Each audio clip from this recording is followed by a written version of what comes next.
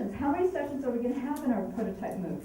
Because what we want to really evaluate is what's going to be compelling content. Is it going to be easy enough for the students to move through so they have success? So we need to understand those things. The other is collaborative or team opportunities within the MOOC. Because, like, like how the joke is there are two types of people in the world, there are two types of MOOCs in the world.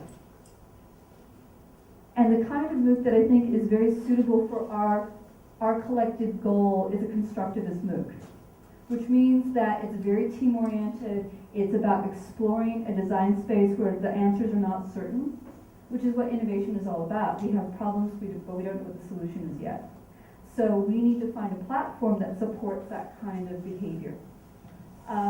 And then finding out what other additional forums and support that students need. And also understanding, Tom will get into this, what are students' lives like?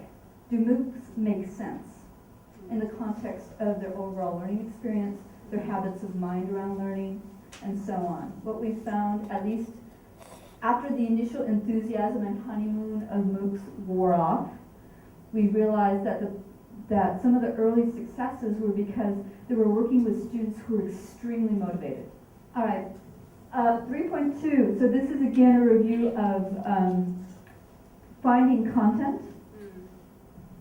Do we want to create a repository of sites? Do we want to curate stuff that's already out on the internet and make that add that to our library of resources? There's also a ton of online learning that's going on. Online learning's been going on for 20, 30 years. It's nothing new, right? So how do we pull that all together? Because you don't have to reinvent the wheel, right? We're not going to get to heaven closer because we went and reinvented the wheel. The next thing is the assessing, the mechanics, the test delivery. Part of it is about devices and bandwidth. And so I set up some I know it's hard. I told you it was going to be boring. 2 WordPress sandboxes and playing around with video. We did a persuasive video course in 2008, and what we found was that people's attention span dropped off after the first minute. So the moral of that story is shorter videos are better, right? And whatever you're going to say, whatever the bottom line is, you say it within the first 60 seconds, because after that people are going to go, I got to go because I'm tired of waiting for it to download. Engagement strategies. So when we talk about engagement in Silicon Valley, it's like, how do we get people to spend more time on the platform? Right? Facebook has 1 billion users, and they have figured out how to get people to spend about an hour a day on Facebook. How do they do that? What are the psychological tricks that they get for you to come back every day as a habit to check out those cat photos, the jokes that your friends have posted, and so on? Right? There are psychological tricks that we can also apply for MOOC design and education, so the students will be compelled to come back, right? And it's going to be emotional, it's going to be social, it isn't going to be so much because they've always wanted to get an A in resilience innovations. The thing is collecting the analytics. The great thing about MOOCs is that it has benefited from all the analytics that have been developed over the last 7 years. Google Analytics didn't exist before 2006. All right, so these deep insights that we get about human behavior on technology is relatively new, and they've been incorporated in the latest MOOC platforms because that's just the way it's done. So we can see the velocity of understanding with students. We can see, what the retention rate is. We can see how engaged they are. One of the metrics that you can tell about student engagement that Keith Devlin found was that if people pause and rewind the video.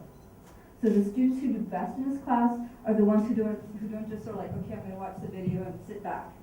And it goes through. They're the ones who go back and rewind and say, oh, I need to hear that again. I didn't understand that. And that's a behavior that you wouldn't have been able to capture unless you had those analytics embedded. How am I doing on time? 10 minutes. Oh, good. Piloting. So this is the tough one, right? So we need to pilot some things. I recommend that we do a CMOOC style because it is compatible with the goals of REN. Emphasis on collaboration and project-based learning. We're thinking about doing something short, right? Because we have the summer, something like 3 to 5 weeks. So it's a reason, it's always the challenge whenever you're designing an experiment is how do you make it long enough but short enough, right?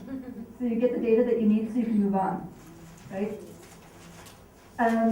What we're looking for is, as a goal, is to see if we can prototype and recruit 20 to 25 students, right? So we're not in this prototype, we're not looking to get 10,000 students to sign up. To get 10,000 students to sign up, we need to do a lot of marketing, we need to do and by the way, we need to market the course.